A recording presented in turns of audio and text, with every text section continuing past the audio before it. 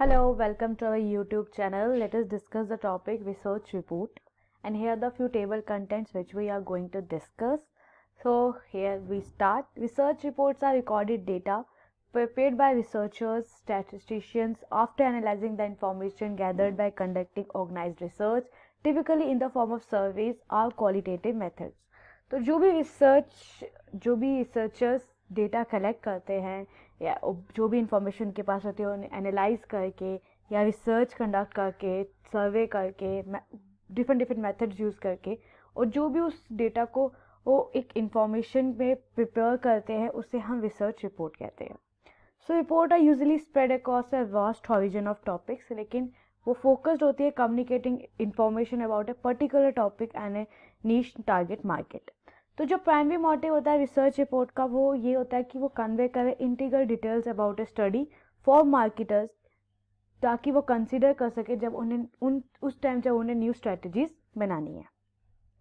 सो report writing के कुछ stages होते हैं, कुछ स्टेप्स होते हैं, जैसे प्लान को प्रिपेयर करना इन एडवांस में, स्ट्रक्चर रिपोर्ट का प्रिपेयर करना, एक आउटलाइन प्रिपेयर करना, एक रफ वर्क प्रिपेयर करना, फिर कंडक्ट करना एक careful reading of rough report and rewrite करना रिपोर्ट, फाइनल बिब्लियोग्राफी प्रिपेयर करना and preparation of final draft.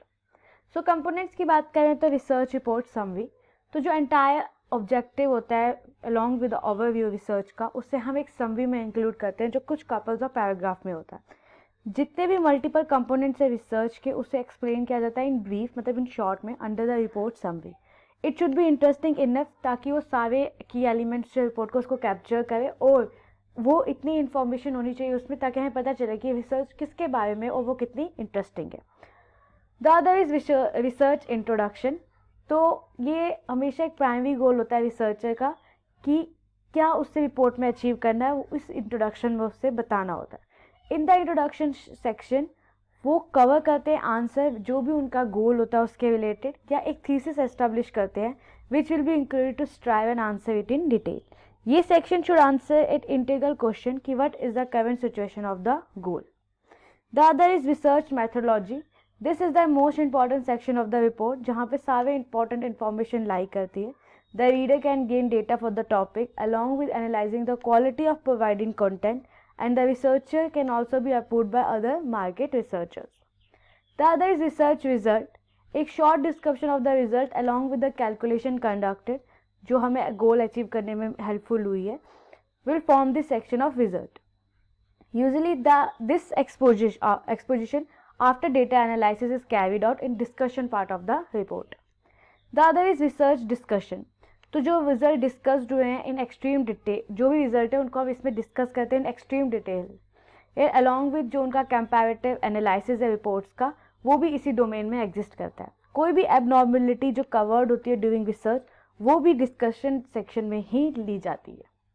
The other is research references and conclusion. तो सारी रिसर्च फाइंडिंग्स को कंक्लूड किया जाता है, जो हमने जहाँ से हेल्प ली उनको मेंशन किया जाता है, वो आर्टिकल या किसी से भी हमने रेफरेंस लिया उनको भी ही सबको इसके अंदर इंक्लूड किया जाता है. टिप्स की बात करें कि किस तरह लिखनी है, तो प्रिपेयर करना चाहिए contest before starting to write and basic से स्टार्ट करना चाहिए. ये वेल प्रिपेयर रहना चाहिए, क्या हमें लिखना है, कैसे लिखना है, सब कुछ हम प्लान करके बैठने चाहिए. जो भी हमारी टारगेट ऑडियंस है उसको माइंड में रखना चाहिए. जब भी हम फॉर्मेट सेलेक्ट कर रहे हैं वो क्लियर, लॉजिकल एंड ऑब्वियस होना चाहिए. ये जो बिल्कुल ही जर्नल हो और बहुत ही केयर और डिलीजेंस से बनाओ. Have a clear research objective. तो रिसर्चर का जो ऑब्जेक्टिव है बिल्कुल क्लियर होना चाहिए ताकि जो वो एंटायर प्रपोजल दोबारा पढ़े तो उसे पता चले कि जितना डेटा उसने लिया है वो उसके ऑब्जेक्टिव का कंट्रीब्यूट कर रहा है जो उसने स्टार्टिंग से स्टार्ट किया था. Establish a working model. तो हर स्टडी एक इंटरनल लॉजिक कंटेन करनी चाहिए जिसमें वो एस्टेब्लिश, जो भी रिपोर्ट में एस्टेब्लिश हो उसके पूरे एविडेंस होने चाहिए. रिसर्चर्स के लिए सबसे गलत यही है कि वो रियलाइज़ करें कि जब वो रिसर्च लिखे और उन्हें पता लगे कि उन्होंने अपना की क्वेश्चन तो इंक्लूड किया ही नहीं है. The other is gather all the information about the research topic. तो जितना भी जो भी टॉपिक है उसके हमें जितनी इंफॉर्मेशन हो सके वो इकट्ठी करना, कौन कंपिटिटर्स हैं उस कस्टमर के, उनसे बात करना, रिसर्च इंडस्ट्री, उसकी लैंग्वेज, सब कुछ गैदर करना. And misuse of the terms can discourage the reader of the research report from reading them. कोई भी अगर हमने गलत किया तो जो भी पढ़ रहा है उसका फ्लो टूट सकता है। रीड अलाउड वाइल राइटिंग, तो जब भी आप रिपोर्ट लिख रहे हैं तो आप उसे पढ़ें। फॉर एग्जाम्पल आप अगर स्टम्बल कर रहे हैं तो आपको उसको बार बार पढ़ें कि कहीं कुछ इनअप्रोप्रिएट तो नहीं है। चेक ग्रामर एंड स्पेलिंग, तो without a doubt good practices यही है कि आप रिपोर्ट को समझें और जितने भी वर्ब्स है प्रेजेंट टेंस में यूज़ करें, कंसीडर करें प्रेजेंट टेंस ताकि वो बहुत इमीडिएट साउंड करता है। Discuss only the discoveries that are significant, सिर्फ उतने ही डेटा को जोड़े, उतने ही डेटा को इंक्लूड करें जो सिग्निफिकेंट हो, और जो सिग्निफिकेंट नहीं लगते उनको मेंशन नहीं करें, क्योंकि ऐसा नहीं है कि जो आपको लग रहा है इंपॉर्टेंट है आप सब डाल दो और उसके कोई सिग्निफिकेंट कोई रेलिवेंसी ना हो। So let us conclude this video है। जैसे कि हमने बात की रिसर्च रिपोर्ट की, तो इट शुड बी ब्रीफ।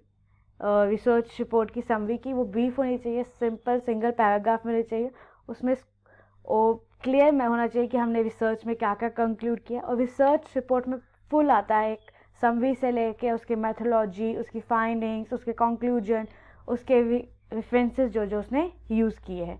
सो ये बहुत ही क्लियर होनी चाहिए और बहुत ही जर्नल होनी चाहिए, ऑब्वियस होनी चाहिए, ताकि पढ़ने वाले जो भी रिसर्च रिपोर्ट पढ़े उन्हें वो इजीली समझ आ जाए।